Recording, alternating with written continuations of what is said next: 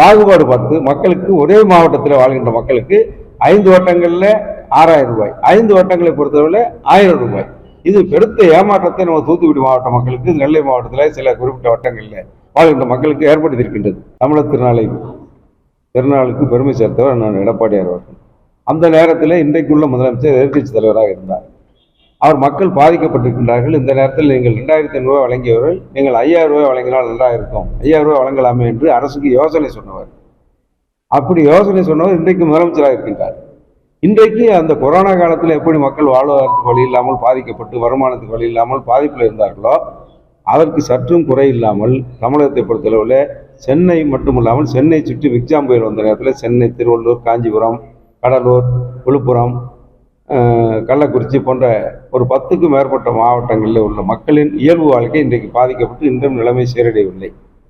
அதே போல் தமிழகத்தில் தென் மாவட்டங்களாக இருக்கின்ற நமது மாவட்டத்தை தூத்துக்குடி, திருநெல்வேலி, தென்காசி, கன்னியாகுமரி ஆகிய மாவட்டங்களில் கடந்த 17ஆம் தேதி பல நூற்றாண்டுகள் இல்லாத அளவிற்கு பெருமழை பெய்து இன்னும் வரலாற்றில் இதுவரை இல்லாத அளவுக்கு 95% அளவுக்கு உள்ள மழை சராசரியாக பார்த்தால் நமது மாவட்டத்தில் 50 சென்டிமீட்டருக்கு குறையில்லாமல் அனைத்து இடங்களும் மழை பெய்து பெருமழை பெருத்த சேதத்தை ஏற்படுத்துகின்றது. இன்றைக்கு மக்கள் வாழ்வாதாரத்தை விவசாயிகள் பெரும் இழப்பை சந்தித்து அதுவும் குறிப்பாக நமது பகுதியை எடுத்துக்கொண்டால் மானாவாரி விவசாயிகள் இன்றைக்கு விவசாயம் விளைந்து கைக்கு வருகின்ற நேரத்தில் பெய்த பெருமழையினால் மொத்த விவசாயம் பாதிக்கப்பட்டிருக்கின்றது. அங்கே நமது மாவட்டத்தில் தென்பகுதியில் எடுத்துக்கொண்டால் ஸ்ரீவைகுண்டம், திருச்செந்தூர், ஏரல், ஆத்தூர் போன்ற பகுதிகளில் அங்கே சாத்தாங்குளம் போன்ற வட்டங்களில் வாழ்கின்ற மக்களுக்கு அங்கே ஆற்று பாசனம் அளவு கடந்த 2 லட்சம் கனஅடி தண்ணீர் வந்து மொத்த இயல்பு வாழ்க்கை சீரழிந்து சின்னாவண்ணமாக இருக்கின்றார்கள்.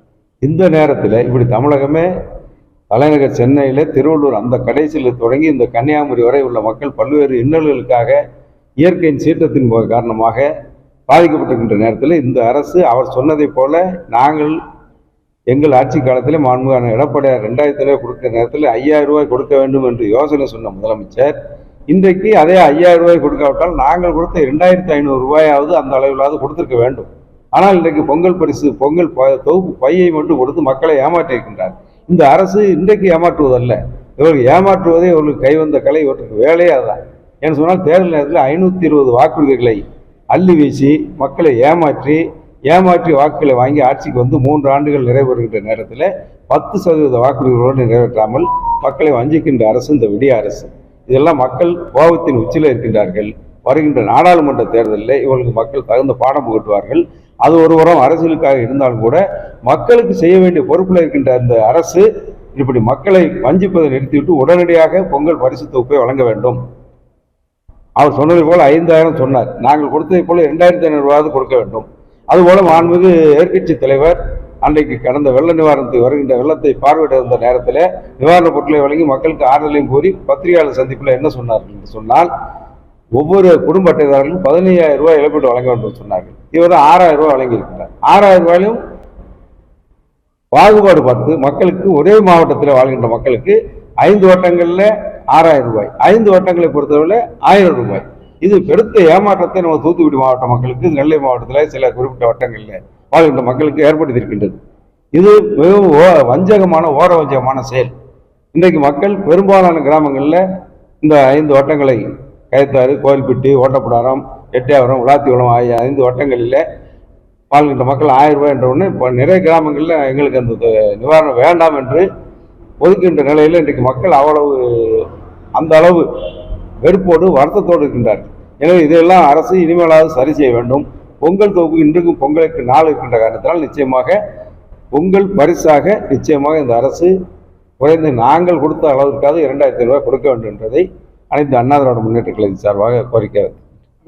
இப்பொழுது தமிழகத்தில் அரசியல் மாற்றம் ஒரு சூழ்நிலை. நேற்று மோடி ஓபிஎஸ் பார்வையை நாங்கள் அனைத்து அண்ணா திராவிட முன்னேற்றங்களும் பாஜகவோடு ஒட்டில்லை, உறவு இல்லை என்று விட்டோம். அதற்கு பிறகு அந்த பாஜகவை யார் சந்தித்தாலும், யார் பார்த்தாலும் சரி, யார் போய் பார்த்தாலும் சரி, பார்க்காவிட்டாலும் அதை பற்றி எங்களுக்கு கவலை இல்லை.